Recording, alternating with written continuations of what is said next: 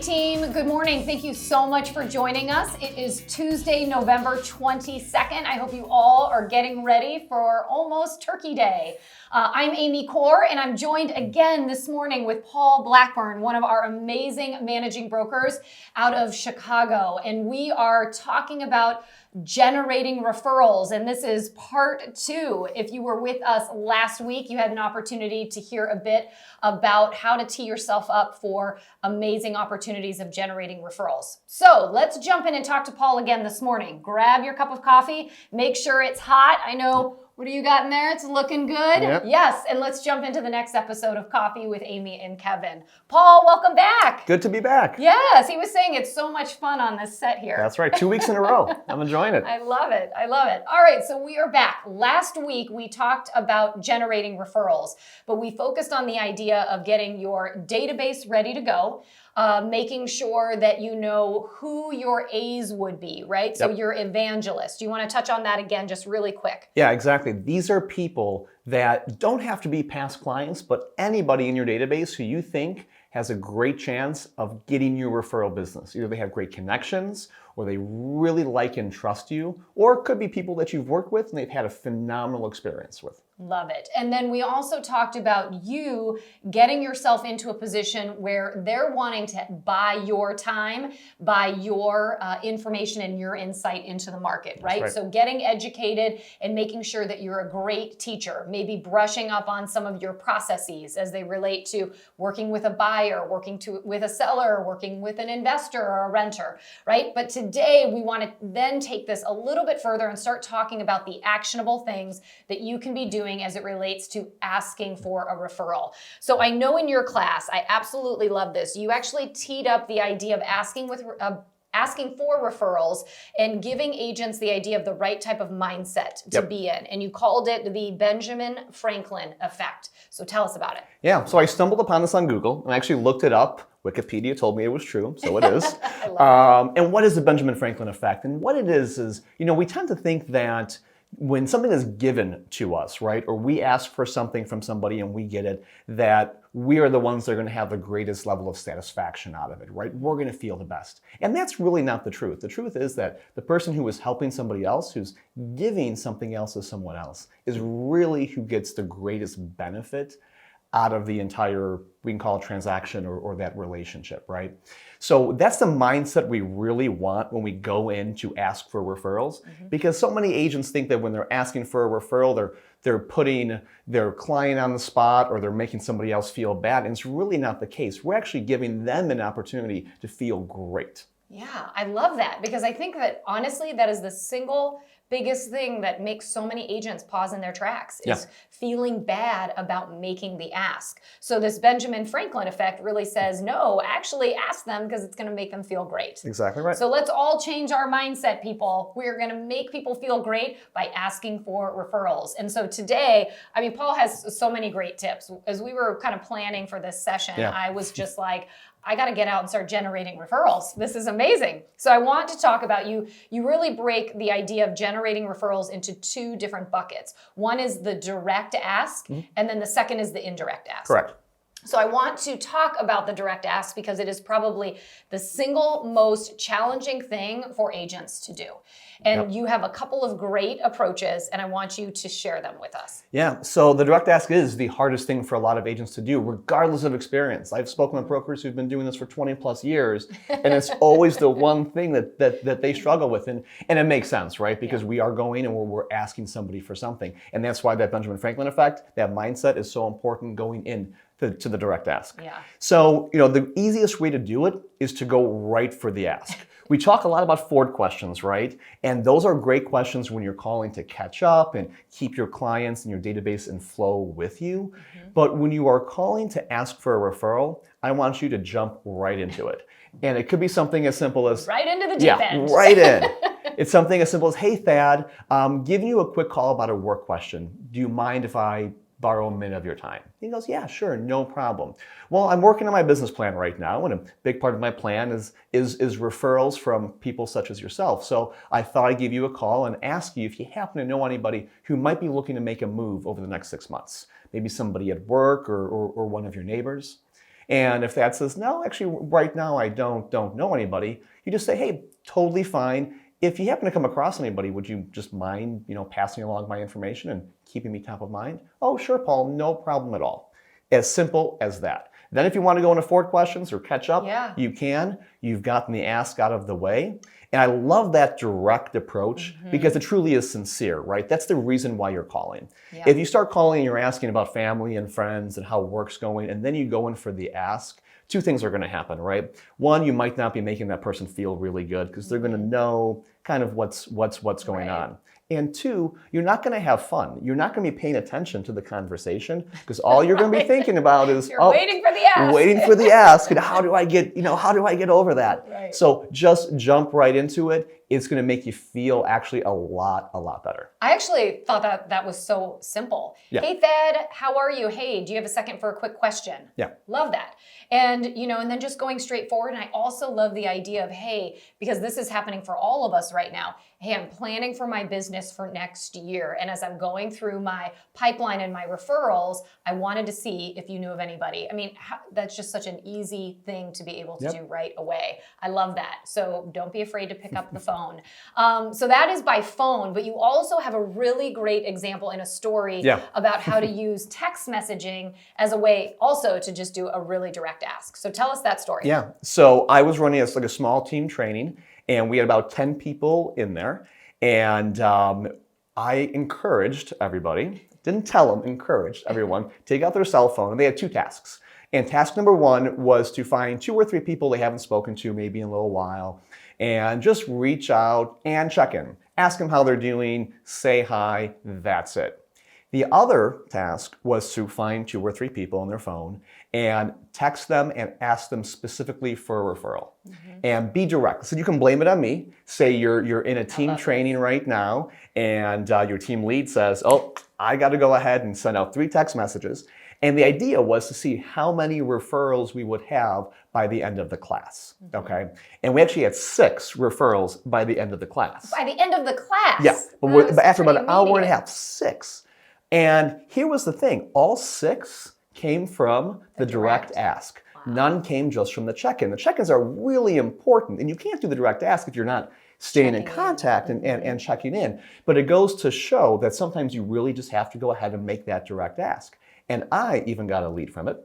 And it was actually from clients of mine, Jackson and Ethan, who I just had listed their condo for sale at Clock Tower Lofts in Bucktown.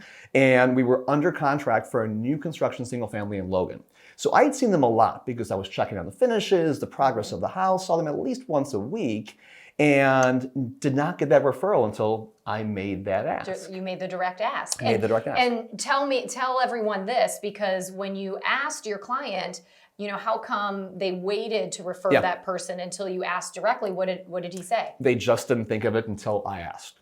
And this is somebody who I knew for over a decade, like we're friends and the whole thing. And it was just something as simple as it was a client of his at a hair salon that was looking to move, had mentioned multiple times they were going to be selling their townhome. And up until I made that ask, that jogged the memory. And he goes, yeah, actually I do. And he made that connection. Probably was thinking like, oh, I got to tell Paul about this. But so people, we need to make the direct ask because it might jog somebody's memory that they were going to refer you anyway. I love that. So direct asking, just go ahead and do it. I love the by phone, how direct that is. I also love by text, the same thing, right? And in the text message, was it just the same type of a question? It was very simple. Yeah, it was something as simple as, hey, I'm currently sitting in a meeting and we have a contest going on who can generate more referrals. And I thought I'd reach out to you to see if you know anybody looking to make a move. And it comes across sounding at first almost like, all right, that sounds a little bit cheesy. But when you think about it, if you're in a meeting, right, and you're reaching out to 2 or 3 people, that person got chosen out of all their contacts. You chose that 2 or 3 to reach out to. That's how valuable you are thinking of them, right? Yeah. So again, it goes back to that Benjamin Franklin effect. Even if they didn't have anybody, they probably felt good that you were reaching out to them. Yeah, I love it. All right, so direct asks. We're going to do a lot of that in November, December here. But then we also talk about the indirect, which after talking with you, I was like, I love these as well. So let's go through, because I think you've got at least 4 of these that I jotted down. So let's start with the thank you in advance letter. Tell us about the thank you in advance letter. This is a fun one. Whenever I was selling, I would do this. And in January, after all the holiday cards kind of have been received and thrown out and the whole thing, I would send out a thank you to my entire database, thanking them for referring me business and supporting my business the year prior. And it was a thank you in advance. And the idea was, even if they didn't refer me something, they saw that's how my business worked.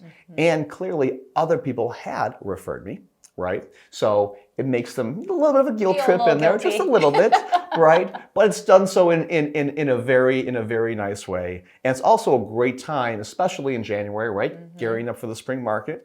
People have just seen family. Maybe they heard of somebody looking to make a move. It's a great time to send something like that out. I love it. Okay, people, in December, we can start getting that letter ready. And you can make it a direct mail piece. I know, Paul, you said, people have done it a lot of different ways. Yep. Even on social media, have posted something to say, thank you to all of my clients. But I love an individual letter getting sent to your database. Great idea of an indirect ask.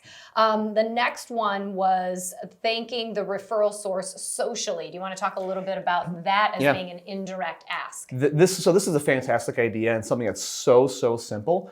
We always post on social media our just listed, our just sold, just rented, what have you, right? So when we're doing that, if that client came to us through referral, you want to thank that referral source in that social media post. Love it. It's going to do 2 things, right? Number 1, it's going to make that referral source feel really good, right? You're putting them on blast in a good way, thanking them. Everybody sees that. They're going to share that probably on their social media. Really feel good stuff, right? But what it also does is it shows your entire database, everybody on social media, that somebody else trusted you enough to refer you business. And again, it starts to slowly train everybody in your database to send you referrals. Great. I mean, such a great idea, because we don't see that enough. I really don't ever see that enough on social media. So thanking the referral source with that just listed, just sold, great idea. Then I think we have this one, asking your top referral source to write a testimonial. Yes. So that's actually a great thing. We always ask our clients for testimonials, right? How it was working with you throughout the entire process. And those are extremely valuable. Clients love reading those. It's great for us to post on social media. But if you have a referral source that's, especially the ones that have given you multiple referrals in a single year period, ask them to write a testimonial on why they trust you, why they've chosen to take their top people in their life and send them to you. That's huge. And again, it goes to show everybody else, hey, this is how your business works. Yes. It's on referral. And that is how you build more evangelists, right? Yes, exactly. Because they start seeing like, holy cow, there was somebody who sent 5 people to Paul over this last year, and they're saying why they do it. Wow, that's something that I should consider doing. Exactly. So it's showing people how you want them to behave indirectly, which I absolutely love. And then let's wrap with this one. This is the touch point plan. Yes. Which I think is so critical. And I think as agents, we start out, but we don't really follow through. We touch point maybe at the beginning, but not through the whole process. So tell us about this. Exactly. So, what the average agent does, right? They get a referral and then they thank that referral source, say, oh, thank you so much. I really appreciate it. Maybe they thank them once again when the property closes or something like that. But that's about it. So what you'll see as an attachment, which we'll have here today, right, is a 7 touch point plan on keeping that referral source up to date throughout the entire transaction. And this is going to do multiple things, especially if it's a first-time referral source. Yeah. All right, it's going to show them, wow, this person really values my referral. They really value it. And I want you to think about when you refer something out, you refer out a service, even a restaurant, don't you really want to know how that transaction went, that experience went, right? So here, especially with a large purchase or a sale, that referral source is going to want to know the same thing. And the other thing it does is it makes that referral source feel as if they're a part of your team. I love that. And that's huge, because when they feel that way, they are then, vested in your success. Yeah. And they're going to want to make you more successful. It's going to increase referrals, I think, exponentially. And at the end of the day, who doesn't love to be updated on something positive? Well, and especially because I think if they're passing on people that are really important in their lives to you and entrusting you, they want to know what's going on with those people, because they might have not necessarily ulterior motives, but they might have reasons why it's really important for them to know, because they're somehow trying to deepen that relationship potentially with that individual as well. You know? Exactly right. And the last point on that I would make is think about the length of a transaction. Maybe it takes 60 days or 90 days. All those touch points, you are now staying in really close contact with that referral source over that period. And that's huge. And hopefully anybody else they come into contact with during that time that might be looking to move, you can now capture them as well. Yeah, I mean, they can talk about, oh my gosh, my friend is having a great experience currently with Paul. So now I want you to reach out to them. Exactly. I love that. So if all of you are sitting in your seat, and I know you are, saying, I've got to get to work, because these ideas, both the direct and indirect ask ideas that Paul has taken us through, are really valuable. And we, as part of Coffee Today, you're going to see some links to scripts and things that you can use. And it's also the guidance on this 7-point touch plan for your referrals. So make sure to check out in this newsletter what you've got that you can use. And then we want to hear your stories. So share with us, send it to coffee@properties.com, and let us know what success stories you've had as you start thinking about generating referrals for next year. Because I want to wrap with this. What are we seeing next year? Who are you going to see is going to have great success in 2023? It's going to be those who can really generate referrals, and here's why. All right, next year, the market right now, we're seeing a shift. It's not like it was a year ago, a year and a half ago.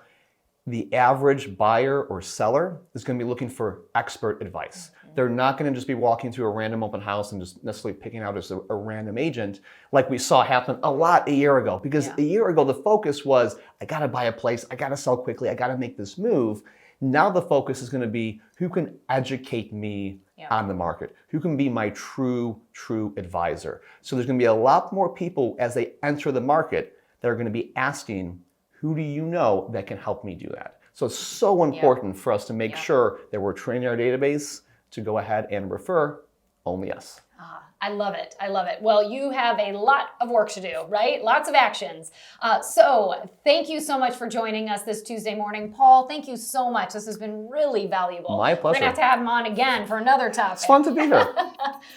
So make it a great Tuesday. We'll look forward to seeing you next week. But until then, remember, you got this. And have a great Turkey Day.